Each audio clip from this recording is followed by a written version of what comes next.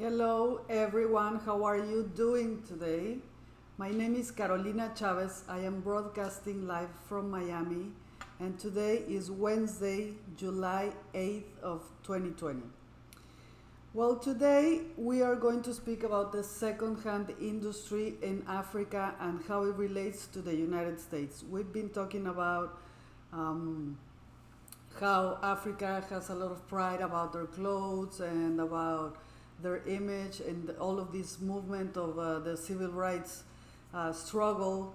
And last week we mentioned that the second-hand industry in Africa is $1 million business. Ghana, Nigeria, the Ivory Coast, Tanzania, Benin, Uganda, and Kenya are among the biggest markets for second-hand clothing.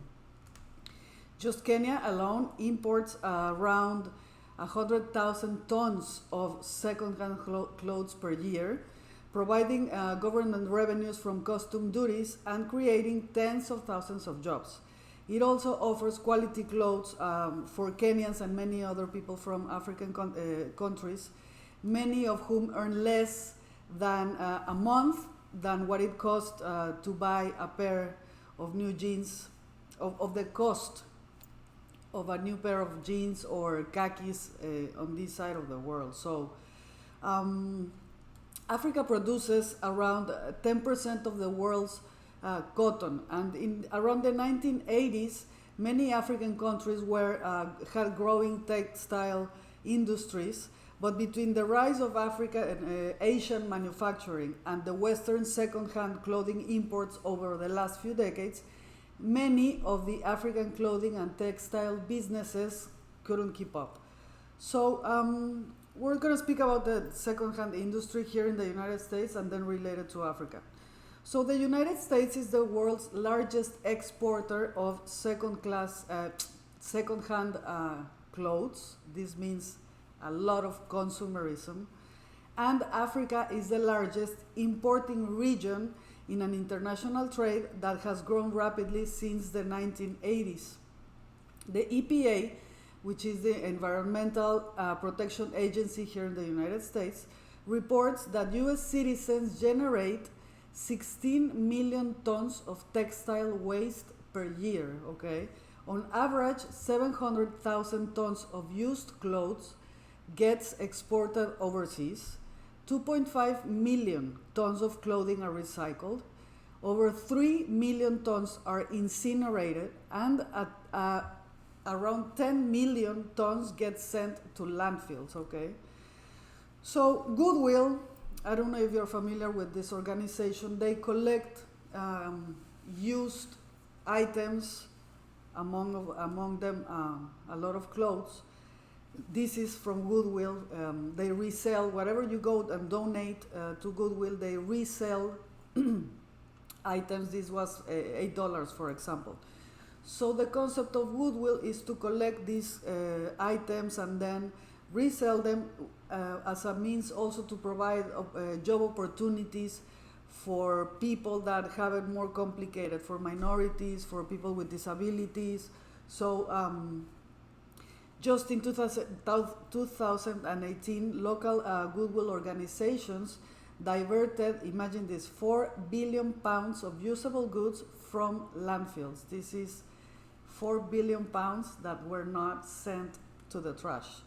This is the job of a Goodwill, but what Goodwill cannot resell in these stores, they send to other countries like Africa.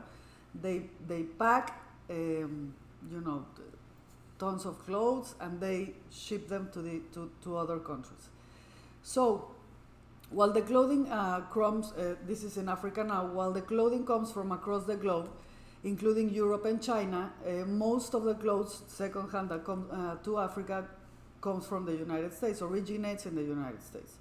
So according to the United States Agency of International Development, the industry employs more than 355,000 people in East Africa, supporting livelihoods of 1.4 million people. But it is also seen that as one of the primary reasons local textile industries collapsed around the 1980s and the 1980s to the 1990s. So, because the second-hand clothing industry undermines the local clothing textile industry in Africa. So while you still find people in Africa wearing their traditional fabrics like kanga and kitenge, as well as seamstresses and tailors in every community, it is hard to compete with the cost and the rock bottom prices of second-hand clothes. So most people only wear their traditional designs or textiles for special occasions, and usually for everything else they wear the cheap clothes that are imported from other countries. So in a bid to resuscitate the local manufacturing, East African governments, including those of Kenya, Tanzania, Uganda, and Rwanda, agreed in March of 2016 to increase tariffs on imported used clothes with the intention of phasing them out by 2019. Okay, so in the year of 2016 and 17, the financial year, Rwanda raised the tax on imported used clothes from $0.20 to $2.50 per kilo and to $4 in the next year. So the U.S. has repeatedly, in this current administration, has repeatedly warned that should East Africa continue, the East African community continue ahead with implementing import taxes and eventually ban used clothes imports, they would lose the benefit of the African Growth and Opportunity Act, AGOA for the initials in English, which allows African countries to export certain items to the U.S. without paying duties. This African Growth of Opportunity Act was legislation passed in the government of Bill Clinton, and the next presidents have signed all of these agreements that basically are, they allow African countries to be in this agreement of free trade if they don't have internal conflicts, if they don't have military coups, if they don't have governments that violate human rights. And but now, since this current administration, countries have been threatened to, to be taken out of the AGOA because of the tariffs. So it has nothing to do anymore with human rights violations, but tariffs and financial purposes. So Tanzania, Uganda, and Kenya in 2017 separately retreated from the pact to increase more import taxes and ban used clothing, but Rwanda refused to join them. So in 2018, in July, the Trump administration partially suspended Rwanda from the AGOA, effectively taking away the country's right to export clothing tax-free to the United States. Used clothing exports from the United States to all EAC countries, this is the East African Community, combined had an all-time peak of $43 million in 2012, which is 0.3 of a cent of American exports. This is a minimal industry really for the United States, taking into consideration that what they are sending are basically things that they don't want anymore. If they don't send them, they're going to go to the trash. So we have to ask the question, why is this so important to the United States? To ban countries from importing, raising taxes on the import of these items. The East African Community is an intergovernmental organization composed of 6 countries in the region of Eastern Africa.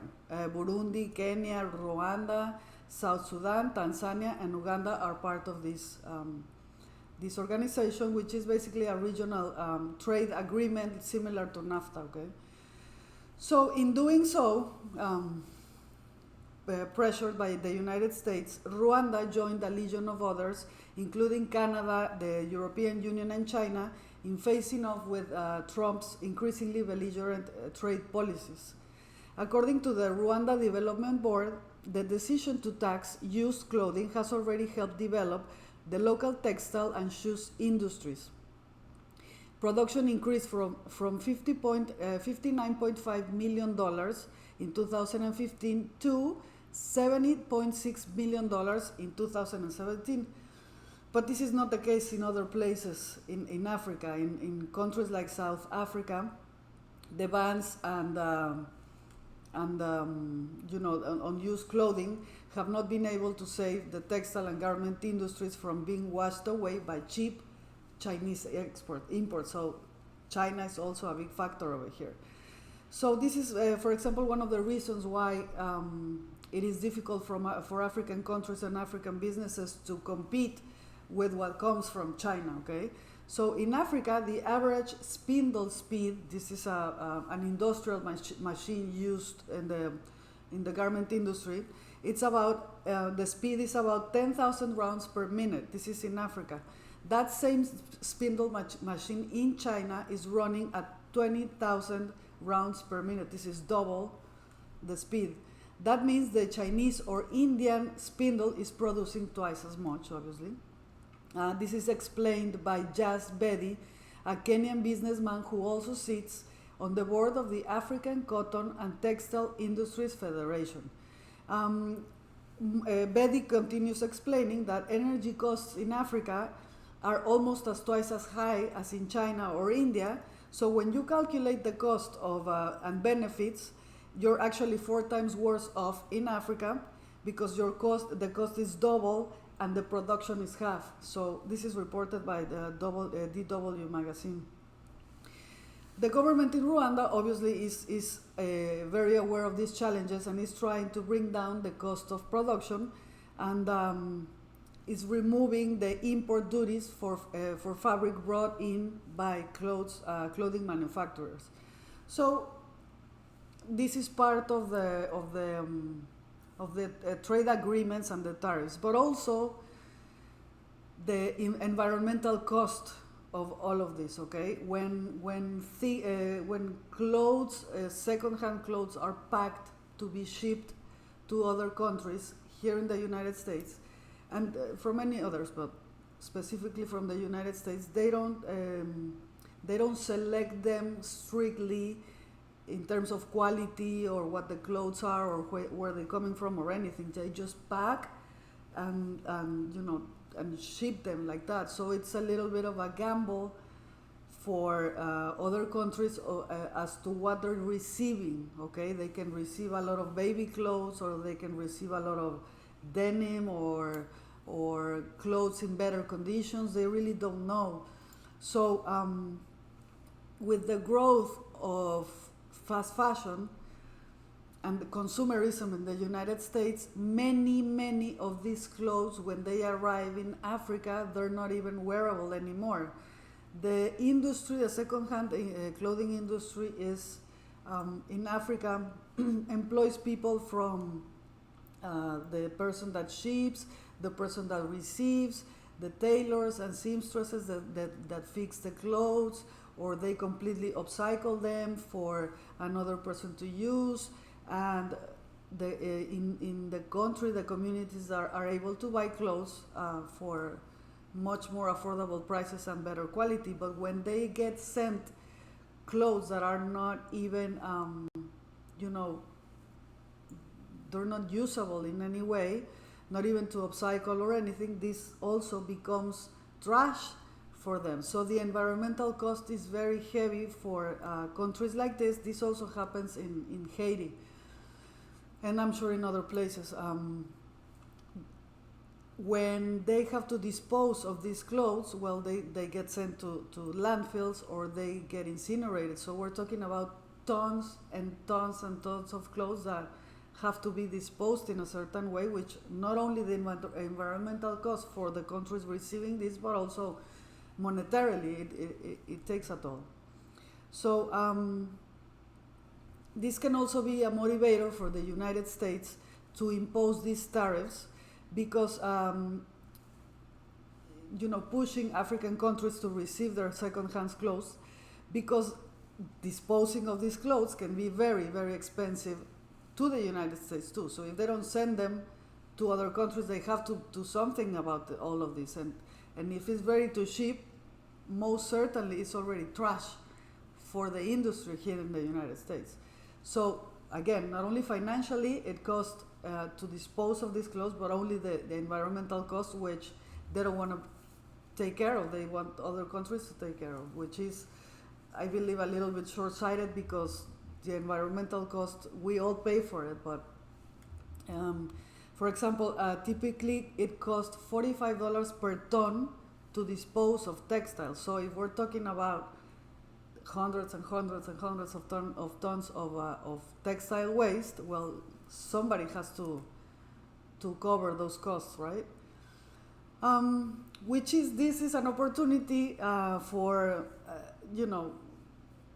if it can be translated into a business, it's an opportunity, whether for the United States or other countries receiving this waste. But the problem right now, a big problem, is fast fashion, right?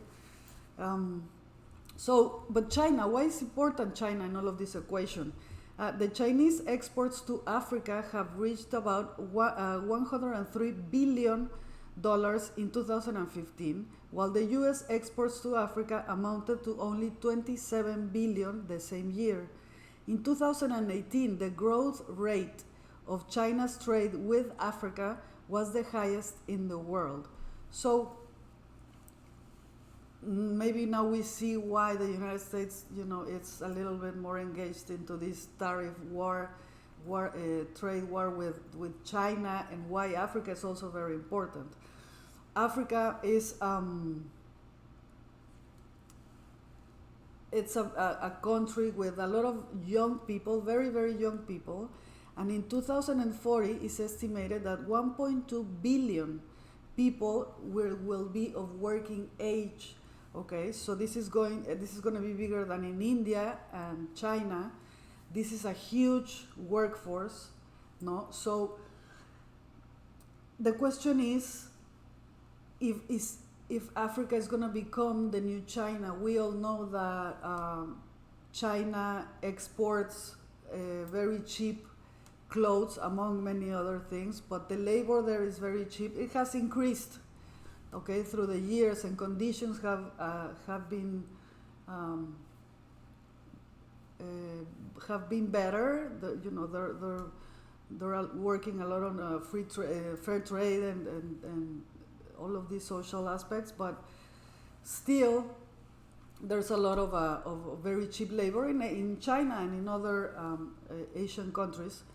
So the question is Africa is going to become a second China with very cheap labor, with an incredible amount of workforce, no? So the thing to do, remember that Africa is around 52 or 54 countries. So the system, we cannot put in one capsule in all of the countries, because all of the countries have different laws and different traditions and different even languages and religions and culture. So to put them in one single brush, it just doesn't work like that. So to make this workforce to work in a positive way, to enhance the industry, the textile industry in Africa, the mistakes that were done in China and other places, other countries in Asia, they have to be fixed before this becomes another